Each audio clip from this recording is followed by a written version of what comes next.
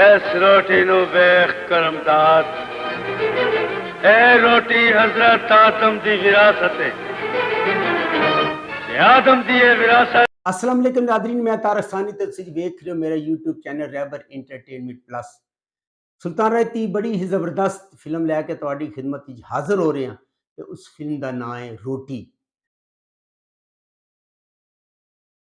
9 दिसंबर 1988 बरोज जुमा रिलीज होने वाली एक बड़ी ही बेहतरीन फिल्म रोटी।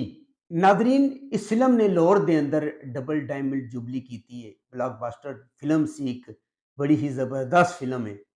इस फिल्म का जरा मौजू है एक्शन है, लड़ाई है, मार कुटाई है, इंतकाम है, कत्लो गारत है। ते इस फिल्म के अंदर जिहड़े अदाकारा ने काम किया है, सुल्तान रई, अंजुमन, मुस्तफा कुरैशी, आगा तालिश, सावन, हमायूं कुरैशी, मंसूर बलोच, साइका, बहार, तंजीम हसन, आबद अली। हदायतकार अदरीस खान, मुसन्नफ मोहम्मद कमाल पाशा ते एदा म्यूजिक दिता है वजाहत अतरे ने। और इस फिल्म का जिहड़ा आगाज है वो बड़ा ही शानदार होंदा है। रोटी तो कहानी स्टार्ट होंदी है और दस्या जाता है कि जदों इंसान नूं रोटी नहीं मिलती है तो उसकी की हालत होंदी है, उसकी की कैफियत होंदी है।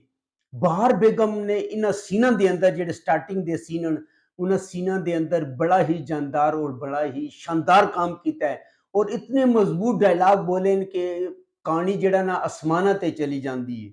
लेकिन कुछ टाइम गुजरता है, आगा तालिश की एंट्री भी बड़ी जबरदस्त होती है जदों उहदे जवान बेटे नूं रोटी की खातर कतल कर दिता जाता है। और आगा तालिश ने नीम पागल शख्स के रोल ही बड़ी ही जानदार और बड़ी ही शानदार एक्टिंग का मुजाहरा की है। यानी कि जिहड़ा 10 मिनट की फिल्म सी, 15 मिनट की, उसके अंदर बहार बेगम ते आगा तालिश ने कमाल का काम किया है। एक कहानी जिहड़ी बेसिक है, दो भरावां की कहानी है, एक है जमाल खान और दूसरा है करमदाद।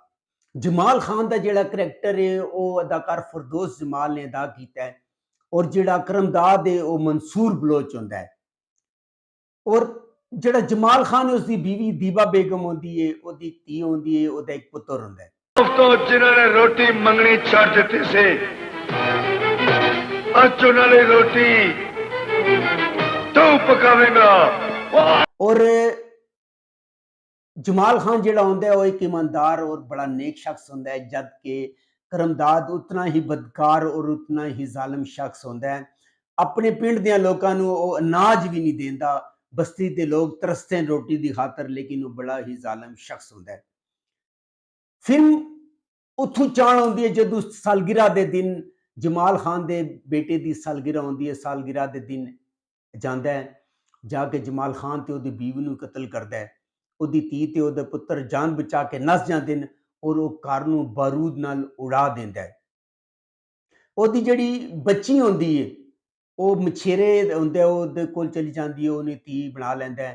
ते जिहड़ा उहदा पुत्र होंदा है वो मंसूर बलोच करमदाद अपने कब्जे लै लैंदा है ते उहदी परवरिश करदा है और उहनूं सारा अपना माजी भुल जांदा है। बहार बेगम दी दो बच्चियां होंदियां, एक वड्डी होके अंजुमन बनती है जिसका नाम नसरीन होंदा है और एक दूसरी एक नवी लड़की होंदी है जिसका कोई खास काम नहीं होता। सुल्तान रई ने इस फिल्म के अंदर करमे का रोल किया है और सुल्तान रई का बड़ा ही गेटअप शानदार होंदा है। मुस्तफा कुरैशी ने सुपरा का रोल किया और मेन विलन मुस्तफा कुरैशी होंदा है और उसके जिहड़े कारिंदे होंदे ने हमायूं कुरैशी, सावन और तारक शाह होंदे ने और इन्हां तिन्हां दे मुख्तलिफ गेटअप होंदे ने। अंग्रेज का गेटअप होंदा है, सावन का इस तरह जिहड़ा होंदा है जी, हमायूं कुरैशी उसका अफ्रीकन गेटअप होंदा है ते जिहड़ा तारक शाह होंदा है उसका जिहड़ा ना पठाना का अरबी स्टाइल गेटअप होंदा है। अपने गेटअप के लिहाज नाल बड़ी अच्छी शानदार एक्टिंग का मुजाहरा किया है। और मुस्तफा कुरैशी का नाम सुपरा होंदा है, जावेद सुपरा मेन विलन का करैक्टर उसने किया है। सुल्तान रई कर्म होंदा है और वो करिंदा होंदा है करमदाद का। और सुल्तान रई की जिहड़ी भैन होंदी है उसका रोल साइका ने अदा किया है, जिसकी अगे एक बच्ची भी होंदी है। अच्छा, सारे जवान हो जाते हैं। करमदाद अपनी बस्ती वालों ते जुल्म करदा वे और ਉਹਦਾ ਜਿਹੜਾ ਕਾਰਿੰਦਾ ਹੁੰਦਾ ਕਰਮਾ ਸੁਲਤਾਨ ਇੱਥੇ ਤੱਕ ਨਹੀਂ ਆਂਦਾ। ਇਹ ਲਾਸ਼ਾਂ ਡਿੱਗਦੀਆਂ ਰਹਿਣਗੀਆਂ। जुर्म करता है, बैंक डकैतियां करता है, लोगों को पत्थे वसूल करता है। और एक दिन कर्मा पुलिस को बजदा होया उस बस्ती च आंदा है जिस बस्ती के अंदर उसकी भैन रहिंदी है। भैन नाल मुलाकात होंदी है। भैन जिहड़ी उहनूं भरा बुला लैंदी है, लेकिन जदों उहनूं पता चलता है कि एक करमदाद दा कारिंदा है, उहनूं अपना माजी याद आ जाता है। उहनूं करमे नूं धिक्के दे के उत्थों कढ देंदी है। अंजमन दा जिहड़ा किरदार है पुलिस इंस्पैक्टर दा हुंदा है, उसदा नाम नसरीन हुंदा है। वो भी करमे की तलाश ही चाहती है, करमे का पीछा करती है। करमा पुलिस तो बचने वास्ते एक घर दाखिल होंगे, उत्थे बहार बेगम नाल उहदी मुलाकात होती है। अच्छा, जो कर्मा होंदा है ना, बचपन उसके कलाई उत्ते एक निशान होता है जख्म का, जिहड़ा उसने खुद लगाया होता है। जदों वो बहार बेगम के सामने जाता है, डायलॉग बोल रहा होंदा है तो अपना बाजू सामने करता है, तो उस निशान नूं बहार बेगम पहचान लेंदी है और पहचान के करमे नूं दसदी है कि तेरा जड़ा माजी के वे तू किसदा पुत्र है। खैर करमे नूं सब कुछ याद आ जाता है। इस फिल्म के अंदर तंजीम हसन ने भी थोड़ा काम किया है। उस तो अलावा आबद अली ने भी थोड़ा डिप्टी सुपरिटेंडेंट ऑफ पुलिस का रोल किया और थोड़ा मुख्तसर काम किया है।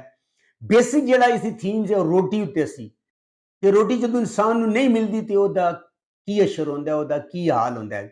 जावेद सुपरा दे कारिंदे जिहड़े होंदे ने ਉਹ मुख्तलिफ लोगों तो जुल्म करते हैं। जावेद ते कर्मा की दुश्मनी का आगाज होता है, अख मचोली होती है, लड़ाई होती है, मार कुटाई होती है। आखिर कर्मे की तलाश सुपरा जड़ा आंदा है उस बस्ती ते हमला आवर होता है, जिस बस्ती के अंदर उसकी भैन मूँह बोली भैन रह रही होती है।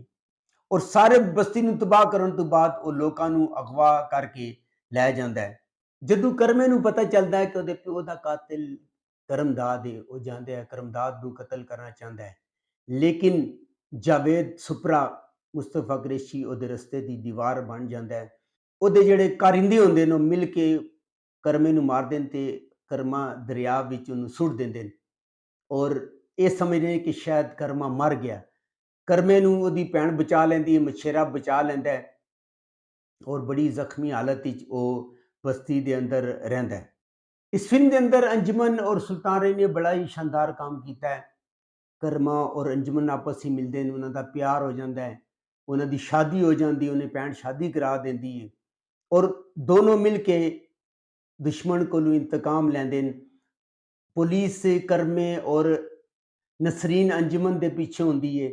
जिहड़ा सुपरा आंदे वो बस्ती के बच्चों को अगवा करके लै जाता है, उसकी भैन को अगवा करके लै जाता है और आस्ता आस्ता करके लोगों को मारना शुरू कर देता है।